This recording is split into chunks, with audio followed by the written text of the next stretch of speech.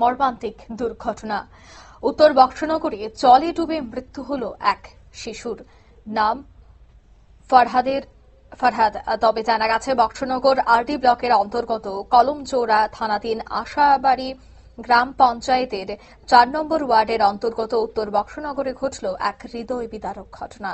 আজ সকাল ঠিক ৯:৩০ নাগাদ ৩ বছরের শিশু ফরহাদ হোসেন তার পিতা জালাল উদ্দিন হঠাৎই বাড়ি থেকে, তার পিতার নাম জালাল উদ্দিন, তবে জানা গেছে যে এই ছোট্ট শিশুটি হঠাৎই বাড়ি থেকে নিখোঁজ হয়ে যায়।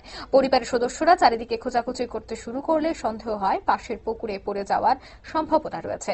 ফরহাদের বাবা পুকুরে নেমে খুঁজতে গিয়ে জলের তলে নিজের সন্তানের নিথর দেহ দেখতে পান। ঘটনাস্থল থেকে তাকে তড়িঘড়ি দ্রুত উদ্ধার করে বক্সনগর সামাজিক স্বাস্থ্য কেন্দ্রে নিয়ে যায়, কিন্তু শেষ রক্ষা আর হল না। কি বলছেন সংশ্লিষ্টরা, শোনাবো।